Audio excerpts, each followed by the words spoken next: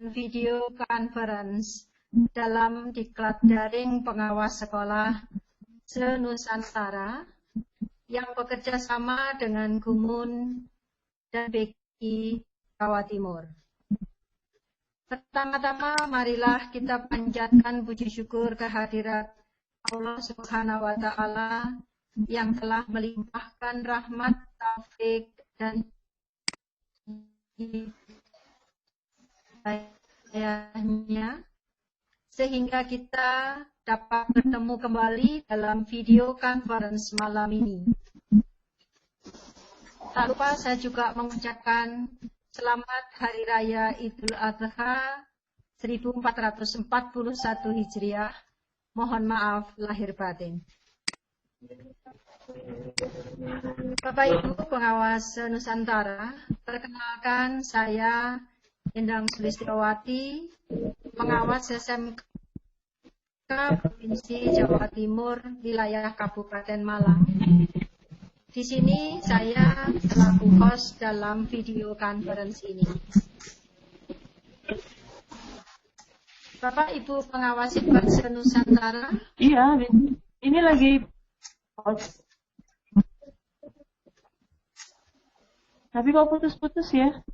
Bapak Ibu pengawas hebat se-Nusantara, sebelum kegiatan video conference ini dimulai, marilah kita awali dengan bacaan basmalah bersama, sehingga kegiatan ini nanti dapat lancar dilaksanakan. Bismillahirrahmanirrahim. Bapak Ibu pengawas hebat se-Nusantara, pada video conference malam ini kami sampaikan sebagai presenter Ibu Nuri Widya SPD MPD. Beliau adalah pengawas SMP Kabupaten Banyumas. Dalam video conference malam ini akan mengambil tema metode pengembangan sosial emosional pada anak atau remaja. Yang nantinya pada video conference ini akan didampingi langsung oleh Ibu Dr. Tanda Wiwi Parduki MPD. Beliau adalah pengawas SMP Kabupaten Banyumas selaku moderator. Bapak Ibu langsung saja kegiatan video conference ini akan kita laksanakan. Waktu sepenuhnya kami serahkan kepada moderator. Oke, terima kasih Bu Wiwi. Assalamualaikum warahmatullahi wabarakatuh. Alhamdulillah, la haula wala quwwata illa billah. Terima kasih selaku host yang membantu. Terima kasih pula pada Bu Wiwi yang telah memberikan waktunya kami menyampaikan presenter pada malam hari ini. Terima kasih pada Bapak Ibu instruktur dan Bapak Ibu pengawas hebat se-Nusantara atas perkenannya hadir pada video conference saya malam ini. Walaupun banyak kesibukan ya, terutama karena hari ini kebetulan bersamaan dengan Hari Raya Idul Adha. Baiklah Bapak Ibu pengawas hebat, musim pandemi COVID seperti ini, banyak sekali orang tua yang merasa stres dan jenuh juga, apalagi yang masih punya anak usia sekolah, baik dari SD maupun sampai SMA. Sebagai bahan pertimbangan dalam menghadapi masa-masa seperti ini, sengaja saya ingin sharing sedikit ilmu psikologis bagaimana mengatasi atau memberikan solusi bagaimana untuk pengembangan sosial emosional yang terjadi pada anak-anak sekarang. Baiklah, Bapak Ibu pengawas hebat, peserta konferensi malam ini, metode pengembangan sosial emosional anak dan remaja itu terkait dengan sesama lainnya, antara fisik, mental, dan psikologi anak itu sangat berkaitan sekali. Perkembangan emosi ternyata berkaitan dengan fisik, mental maupun psikologis. Ini dilihat dari perubahan fisik dapat diperhatikan melalui berikut yang bisa kami share, ya. Jenis emosinya, misalnya rata-rata untuk anak-anak remaja itu sudah mulai rasa terpesona, baik itu kepada lawan jenis maupun kepada hal-hal yang menarik perhatiannya. Biasanya yang terlihat dari perubahan fisiknya itu ada semacam reaksi elektris lah pada kulit. Ada rasa mengkerut, mengkerut karena senang, mengkerut karena mungkin agak bingung atau terpesona dengan keindahan, ketampanan, kecantikan, itu sudah mulai muncul. Kemudian untuk jenis emosi marah. Kalau emosi marah kelihatan sekali, apalagi pada anak-anak yang di bawah usia 12 tahun ke bawah itu biasanya kayak kita ya sebagai orang dewasa juga peredaran darahnya seperti terasa bertambah cepat kalau orang marah itu. Kemudian kalau terkejut kelihatan sekali jantung kita sebagai manusia juga akan bertambah cepat, ya. Kemudian kalau kecewa biasanya muncul dengan helaan panjang nafas, seperti tidak bisa mengungkapkan. Kalau kecewa itu biasanya ya memanjang. Ya. Itu biasanya juga terjadi pada anak-anak sekarang. Apalagi kalau misalnya nih anak-anak pada sudah main game lama, kemudian kalah, rasa kecewa juga muncul. Padahal sebenarnya ini bukan hal penting, karena sebenarnya tugasnya adalah untuk belajar. Tapi justru kadang banyak anak-anak memanfaatkan pandemi ini malah untuk memperlama bermain dengan gadget ini. Mungkin ini yang harus kontrol oleh orang tua. Okay? Kemudian dengan rasa atau marah itu biasanya saja sebagai orang terasa mata terbelalak, skill membesar, ya. Itu perubahan fisiknya seperti itu. Dan takut atau tegang, nah ini nih kita juga harus ikut merasakan apakah itu air liurnya mengering. Kalau marah tuh serasa ingin menelan, ya, menelan sesuatu sampai air liurnya mengering. Itu juga dengan kalau takut yang berlebihan. Kalau tegang itu, nah ini nih. Tegang kadang pencernaan jadi terganggu, otot menegang atau bergetar. Kadang kalau kita merasa ada sesuatu yang membuat ketegangan terjadi, biasanya malah mengurangi rasa lapar kita. Atau justru kadang membuat lambung kita terasa kepengen ke belakang lah. Ada saja hal-hal tegang itu membuat kita berorientasi pada arah lambung kita. Makanya anak-anak kadang kalau banyakkan tugas dari guru-gurunya, anak jadi tidak ingin makan, anak jadi lupa, akan ya. Monggo, orang tua kita harus apalagi orang tua yang sekarang melihat ya, melihat ketika anak seperti itu kok anak jadi tidak mau makan. Nah, jangan-jangan ini tugas gurunya terlalu banyak nih. Makanya harus segera di calling, harus segera diselesaikan supaya apa? Kondisi emosi anak mulai bisa selesai. Berkaitan dengan emosi anak dengan aktivitas dan kehidupannya. Gambaran umumnya, yaitu pola hubungan emosi terhadap kehidupan seorang anak. Pertama, emosi mewarnai pandangan anak terhadap dimensi kehidupan. Oke. Gambaran bentuk hubungan emosi terhadap kehidupan seorang anak, yaitu emosi mewarnai pandangan anak terhadap dimensi kehidupan. Emosi senang menggambarkan kehidupan anak itu yang bahagia, menyenangkan, ya. Kemudian kalau emosi juga mempengaruhi interaksi sosial apabila anak sudah mulai senang ya, hubungan dengan sosial juga dia akan lebih suka bergabung, bergaul banyak ya. Ketiga, dengan reaksi emosional. Apabila diulang-ulang akan menjadi suatu kebiasaan. Kebiasaan yang baik akan menjadi hal yang baik juga dengan emosi anak. Yang kedua, secara khusus, perubahan emosi yang berakibat pada perilaku tertentu, diantaranya memperkuat semangat. Apabila orang merasa senang atau puas dengan hasil yang telah dicapai, maka dia akan semangat, puas. Ya. Jadi ada perubahan emosi akibat perilaku tertentu. Dia akan semangat, tapi beda dia puas memperoleh hasil yang diinginkannya. Kedua, melemahkan semangat, yaitu apabila timbul rasa kecewa karena kegagalan. Sebagai puncak dari keadaan ini ialah timbul rasa putus asa, frustasi. Kebetulan di pandemi ini banyak orang tua, ya, apalagi yang sudah suaminya atau bapaknya kena PHK, imbasnya juga ke keluarga.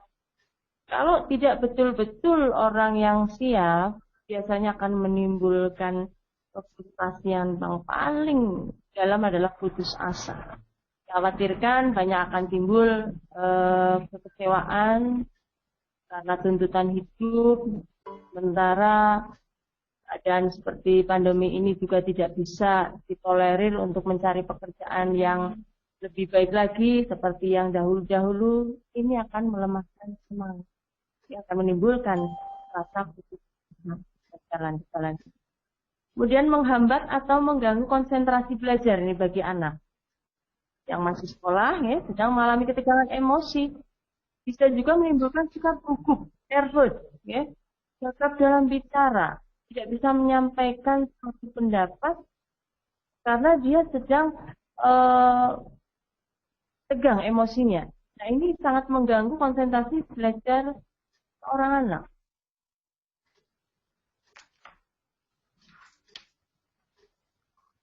Kemudian mengganggu penyesuaian sosial. Apabila terjadi rasa cemburu dan iri hati, itu akan menjadi penyesuaiannya akan terjadi cemburu, iri hati, yang tidak sesuai dengan keinginannya. Yang berikutnya, suasana emosional yang diterima dan dialami individu semasa kecil akan mempengaruhi sikapnya di kemudian hari, baik terhadap dirinya sendiri maupun terhadap orang lain. Selanjutnya, keterkaitan perkembangan karakter dengan aktivitas dan kehidupannya. Menurut ahli Lincoln, terdapat 10 gejala yang akan meningkatkan dan mempercepat kehancuran suatu bangsa. Tanda-tanda yang dimaksud yaitu: 1. Meningkatnya kekerasan di kalangan remaja. Ini juga adalah dampak dari bagaimana orang tua di rumah mengendalikan putra-putrinya. Apakah kalau biasa diberikan kekerasan, anak juga akan membalas kekerasan. Kalau diberikan dengan demokrasi, insya Allah anak keluar juga dengan demokrasi. Yang kedua, penggunaan bahasa dan kata-kata yang semakin memburuk. Kadang dengan bahasa medsos, ya, anak-anak kadang terlanjur menggunakan bahasa gaul, tidak bisa menempatkan mana bahasa yang untuk dengan orang tua, dengan dunia nyata, dengan dunia medsos itu harusnya disamakan. Sehingga terkesan sekarang bahasanya itu mulai dan pengaruh induk yang kuat dalam tindak kekerasan. Pengaruh yang kuat dalam tindak kekerasan apabila anak sebaya bersama, dia akan berkumpul dengan teman-temannya dan cari kekuatan dan identitas dan muncul Kalau teman-teman peer groupnya bagus, insya Allah dia kuliahnya juga akan bagus. Tapi kalau lingkungannya salah, hanya dia juga akan memperlakukan juga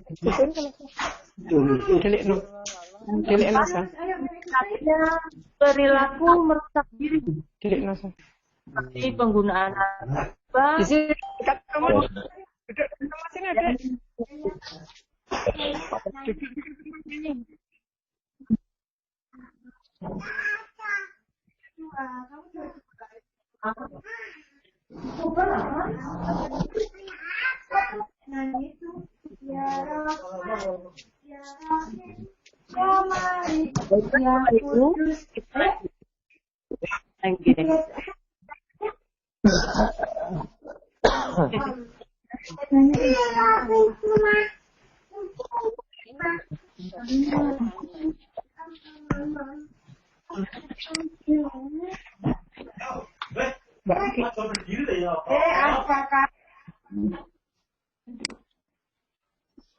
selanjutnya.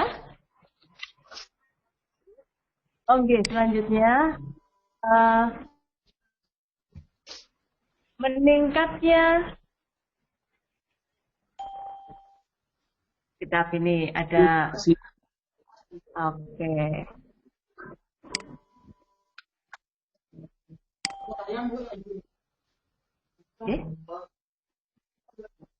yang kelima, semakin kaburnya pedoman moral baik dan buruk pada anak. Nah, ini nih.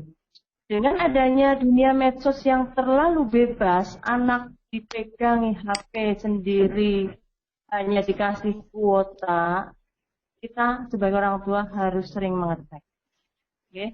Dikhawatirkan apa-apa yang seharusnya belum dipelajari, belum dilihat, akan merusak mereka karena kebebasan itu. Ini sangat mendukung. Sangat mendukung untuk perubahan moral baik dan buruk itu juga tergantung dengan bagaimana pengawasan kita sebagai orang tua mengawasi anak menggunakan gadgetnya. Walaupun alasannya memang untuk belajar, ternyata kalau menyendiri kita masih ada kutip nih anak nih aman-aman apa tidak nih. Kemudian yang ke-6, menurunnya etos kerja. Menurunnya etos kerja itu kalau kita lihat karena mungkin ada beberapa pekerjaan yang seharusnya mungkin bukan bidangnya, tapi karena tidak ada pekerjaan sehingga orang yang tidak bidangnya pun masuk ke situ sehingga dia tidak bisa memaksimalkan pekerjaannya. Kemudian semakin rendahnya rasa hormat kepada orang tua dan guru. Nah ini kita bisa lihat kalau waktu saya menjadi murid ada bapak ibu guru lewat saja menyingkir dan ngangguk. Tapi kalau sekarang ya say hello itu sudah alhamdulillah Tapi kalau justru malah ngungkuri ini, aduh. Insya Allah ini kalau kita apalagi yang sudah mulai melihat dunia lebih jauh dari dulu sampai sekarang, kita punya kerja keras sebagai seorang pendidik untuk bagaimana agar siswa-siswa kita, anak-anak didik kita itu bisa punya kembali seperti rasa hormatnya kepada orang tua dan guru dengan melalui mungkin pembiasaan atau ngobrol tapi dengan serius tapi santai, anak dibawa untuk mencoba menyelami bagaimana dunia anak dan kita juga dunia orang tua seperti ini, insya Allah masih bisa diperbaiki karena pada dasarnya manusia itu ada baik ada buruknya, tinggal kita mengembangkannya yang mana. Kemudian rendahnya rasa tanggung jawab individu dan warga negara, terutama untuk urusan sampah di mana-mana urusan sampah akhirnya banjir, kemudian tidak bertanggung jawab menghabiskan hutan akhirnya juga banjir. Ini semakin banyak sekali bencana alam di negara kita terutama. Budayanya ketidakjujuran. Nah ini ya, kalau gerakan-gerakan membohongi, apalagi kayak 2 tahun kemarin apa ya waktu masuk sekolah, yang menggunakan surat miskin mesti diterima. Nah ini ternyata kali penipuan di situ yang akhirnya lebih baik ngelomboni daripada tidak diterima sekolah anaknya. Nah, mobilnya 2, 3, tidak bisanya minta surat miskin demi anaknya bisa masuk ke SMP, SMA, ya. Ini bagaimana sebenarnya masyarakat kita. Oh, 7 menit jalan, siap. Ada rasa saling curiga, kita lanjutkan, ya. Oke, maaf ini banyak gangguan ternyata. Saya cari sinyal ke atas. Ini silakan dapat menyesuaikan diri dan orang lain, bekerjasama dengan atasan, menjalankan kewajiban, dan masih banyak lagi yang ada. Ya. Faktor dan kondisi yang mempengaruhi sosial emosional dan karakter anak. Perkembangan emosi anak tidak selamanya stabil. Itu yang berasal dari anak sendiri, baik itu berasal dari luar maupun dari dalam. Itu kalau dari luar terbatas, tapi yang penting adalah dari dalam diri anak sendiri, itu dari orang tua kita. Faktor yang mempengaruhi perkembangan emosi anak yaitu sekolah, ya, keadaan di dalam diri individu, konflik-konflik dalam proses perkembangan, sebab-sebab yang bersumber dari lingkungan. Jadi ada yang dari konflik dalam diri anak maupun dari lingkungan keluarganya, ya. Kondisi pendukung dari fisik, psikologis, lingkungan. Fisik mungkin fisiknya normal, oke saja. Psikologisnya normal, oke. Lingkungannya normal, oke. Tapi kalau fisiknya agak lain, nah ini makanya diberikan sekolah-sekolah yang ada ABK, ada tempat khusus, ya.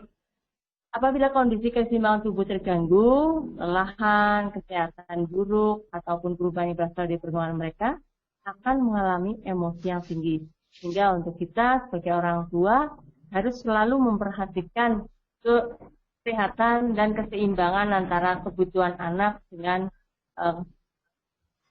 lingkungannya. Kondisi pendukung dan penghambat perkembangan anak, yaitu itu dari faktor dalam, itu dari keturunan, pengalaman anak usia balita, itu juga sangat mempengaruhi. Modelan orang dewasa, contoh orang tuanya keras, ya anaknya akan jadi keras. Orang tuanya selalu lemah lembut, insya Allah anaknya juga akan bisa membawa lemah lembut. Karakter dari individu juga dipengaruhi oleh faktor internal dan eksternal. Internal berkaitan dengan bawaan, itu sudah dari sananya, ya. Eksternal itu dari lingkungannya dan lain-lain, ya. Adalah, ya, ini berawal dari pendidikan PAUD. Kita lihat pendidikan karakter di anak usia dini, kalau dasarnya sudah bisa memberikan kebaikan, insya Allah dia akan berkembang dengan baik. Pengembangan terutama pada anak-anak TK, karena semua dasar dari SD, SMP, SMA itu adalah berawal dari pendidikan usia dini. Makanya Indonesia memberikan bahwa belum masuk SD anak masuk ketika dulu supaya dapat pengenalan di mana dunia bermain bagi anak-anak itu sangat penting untuk pembentukan karakter di kemudian.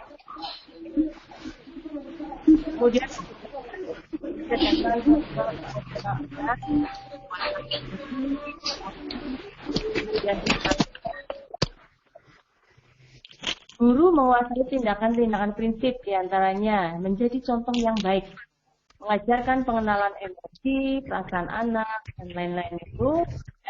Pergerakan musik juga sangat baik untuk anak. Oke. Kemudian mulai marah,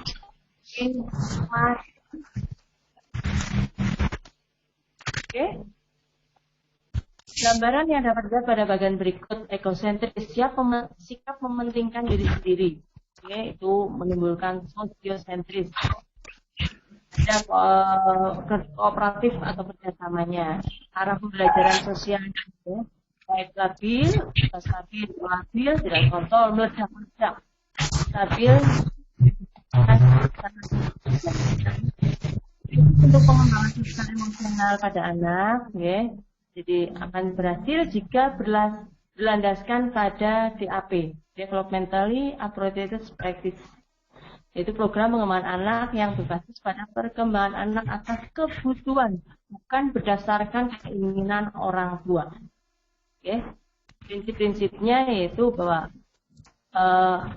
kesadaran tentang bahaya pengaruh lingkungan terhadap perkembangan anak semakin menguat dari makanan, lingkungan, semua dari vitamin, semuanya sangat mempengaruhi. Stres berat juga akan menimbulkan gangguan perilaku dan perkembangan sosial anak di kemudian hari.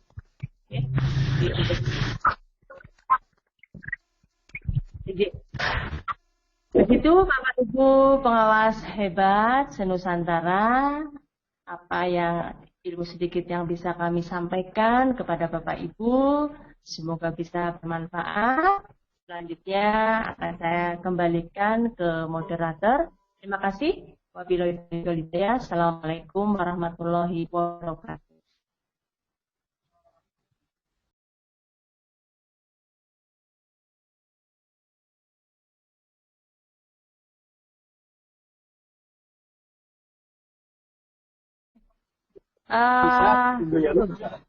Untuk masa pandemi seperti ini, anak hanya bisanya online, guru pun online. Sebetulnya Bapak Guru bisa menyampaikan di awal pelajaran selalu mengingatkan. Kalau bisa, kemarin kan pada saat MPLSBB,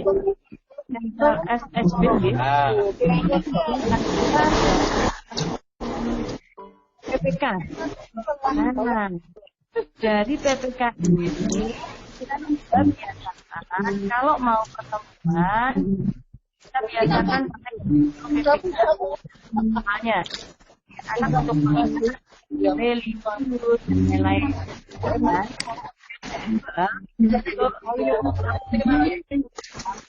Menggunakan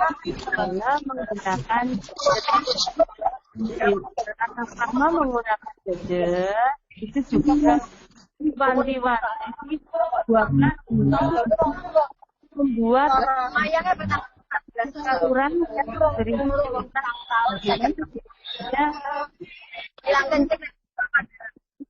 gadget ini aku timawan belum bawa kan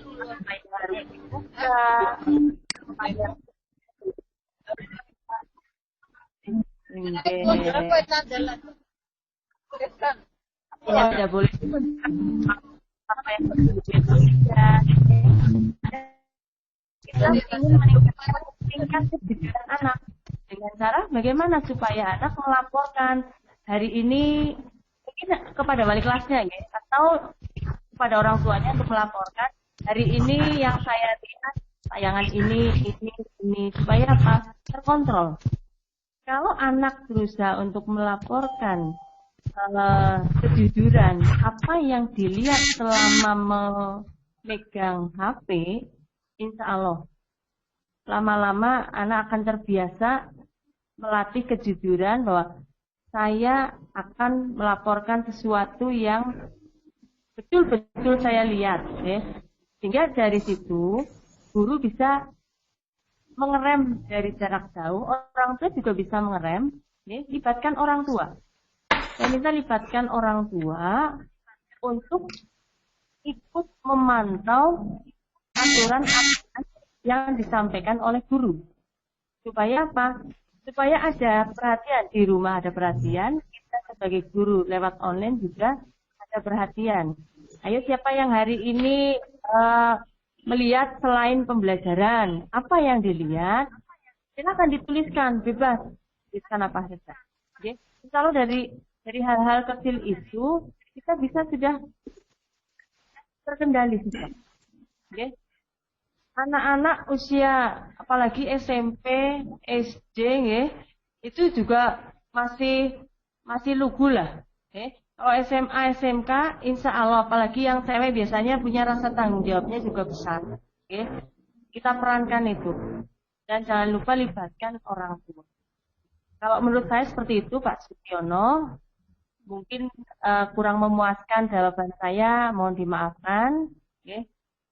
Ini sesuai dengan pemikiran saya, sesuai dengan keadaan pandemi sekarang yang bisa saya pikir. Begitu, terima kasih. Terima kasih Bu, jawabannya puas, bisa memberikan pencerahan bagi kita dalam pelaksanaan pembelajaran ini. Terima kasih Bu Endang dan krunya. Terima kasih. Iya, Pak. Terima kasih Pak Sugiono.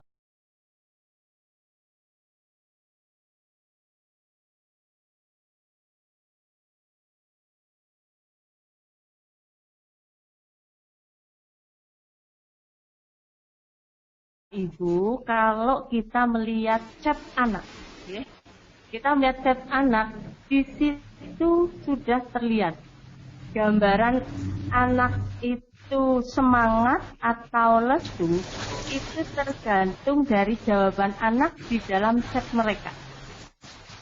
Bapak Ibu mungkin kemarin-kemarin kurang melihat. Kalau anak menjawab, oh, yap. Simpat. Biasanya anak ini sudah mulai jenuh, rasa jenuh, membosankan, capek dan lain-lain itu jawaban-jawaban chatnya pasti singkat, Tapi kalau kita lihat anak semangat, siap ibu, siap bapak, semangat, kita juga sudah mengerjakan begini bla bla panjang. Ini biasanya anak kelihatan nih. Ini karakter anak yang sedang semangat untuk mengikuti pembelajaran.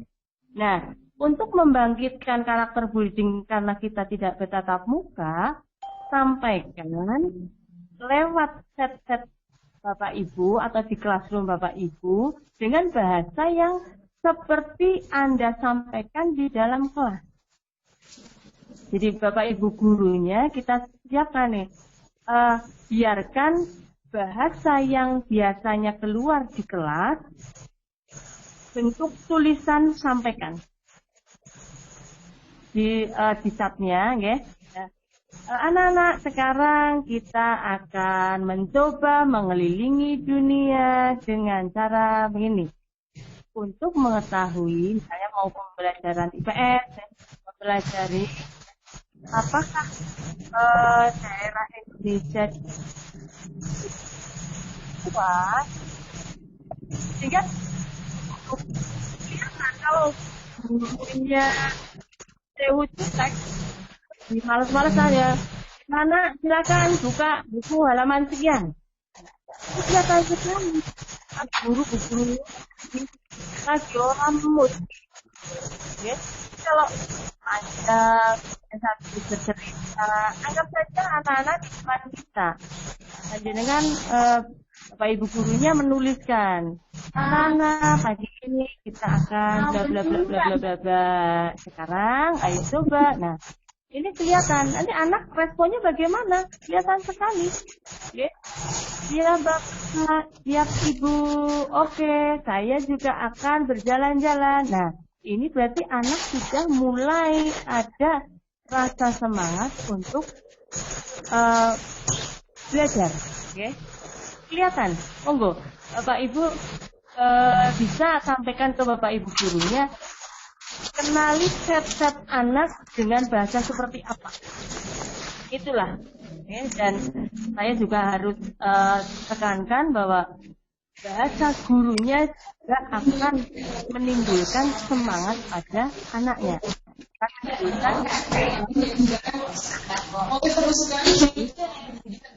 Mungkin begitu Pak Didik yang kami sampaikan. Gambaran seperti itu, kalau mungkin belum diterapkan, jangan terapkan. Kalau mungkin sudah, saya belum ada pemikiran yang lain. Karena ini musim seperti ini juga kadang, nah kita selalu mencari. Pak Didik, puas mungkin akan mencari lagi. Terima kasih Bu. Izin. Sudah, sementara itu aja dulu Bu. Terima kasih Bu Nuri.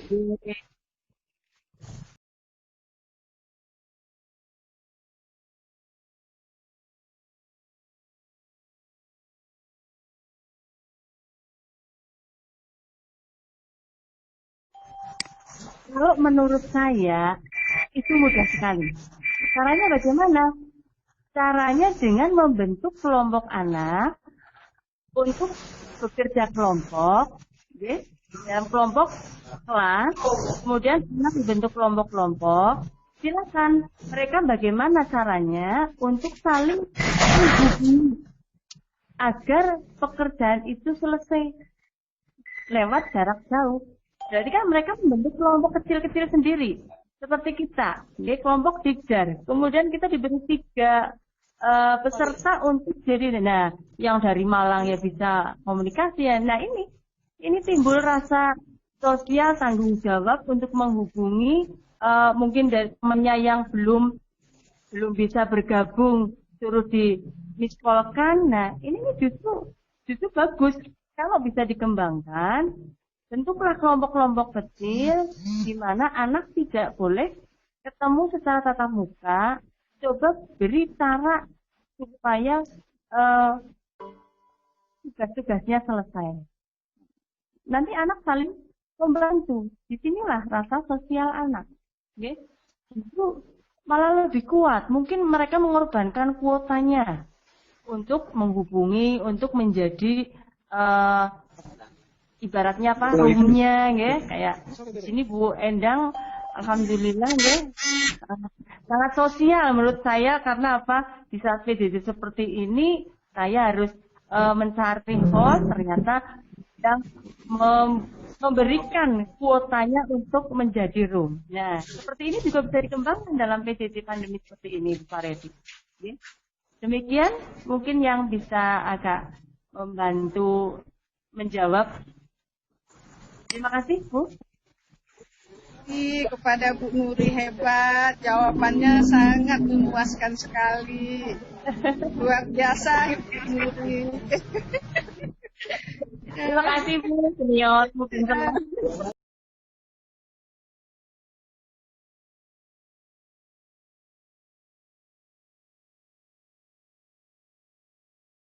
Kasih nilai pun, nggak usah dikasih tugas.